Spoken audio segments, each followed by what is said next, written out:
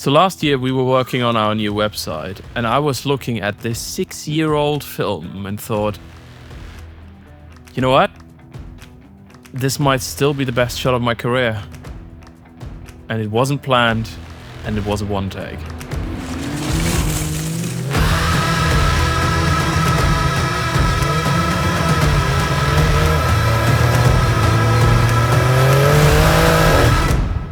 Hi, I'm David.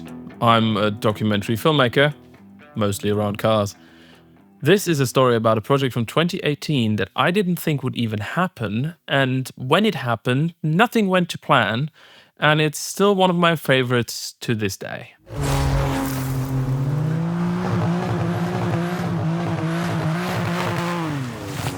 Before we talk about the project, however, I have to show you something, because this showed up in the mail. That is print. You know, print, real, honest print.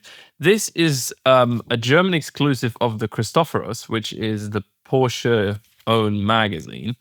And you know who's driving that? That's me. This is part of the content package that we provided for Porsche as part of the Gipfeltreffen. And it's quite a big feature. And it's using our images, including this, where I'm driving, and this, where I'm driving to. Because sometimes it's easier if I just grab the keys and we can get the shot in one.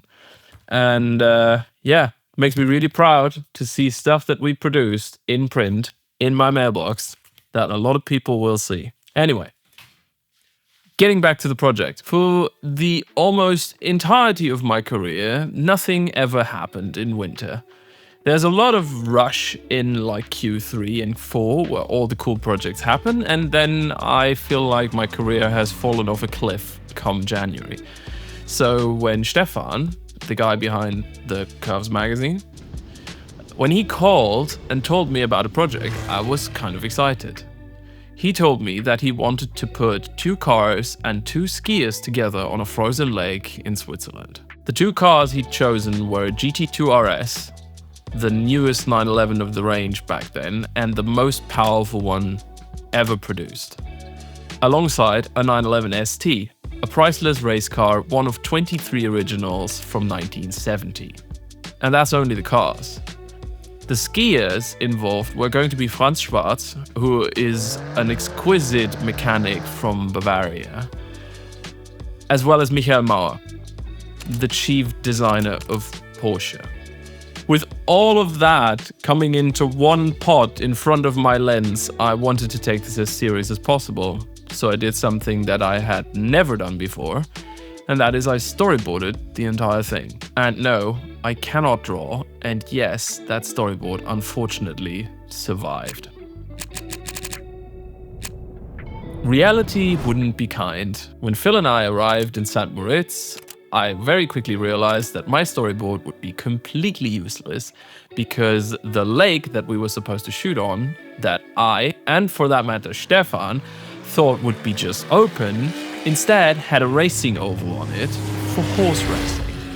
How do you keep your faith when you prepared this much for something and you have absolutely no idea what's gonna happen next?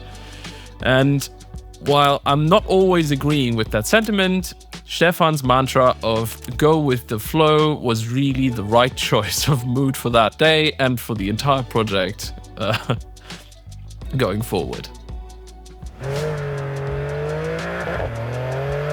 And there's one thing I forgot to mention earlier.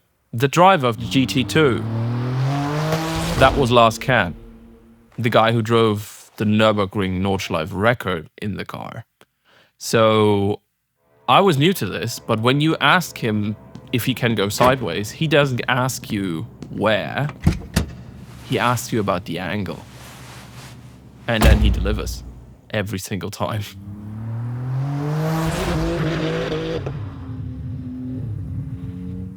The next morning it was cold.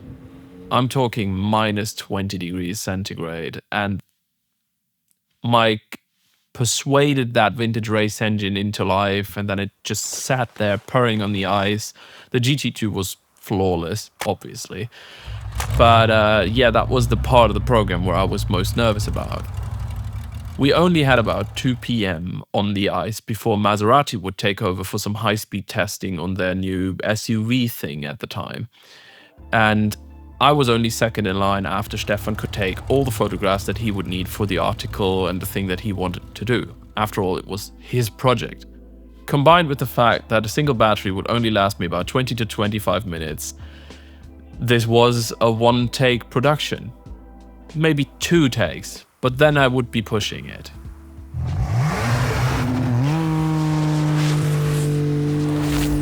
Please don't get me wrong here. It is stressful when you're the one holding the camera, but it's also incredible fun. Like, everybody involved just had a good time, and we were testing and trying out and getting a feeling for what we can even do and how it would feel with the skiers, because no one had tested any of this prior. We were there and it was going to happen.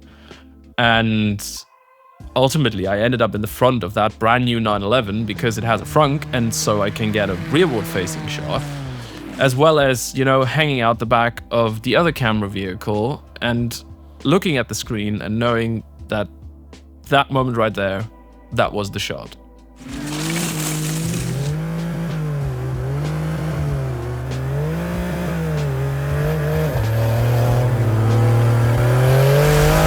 I knew that this was it.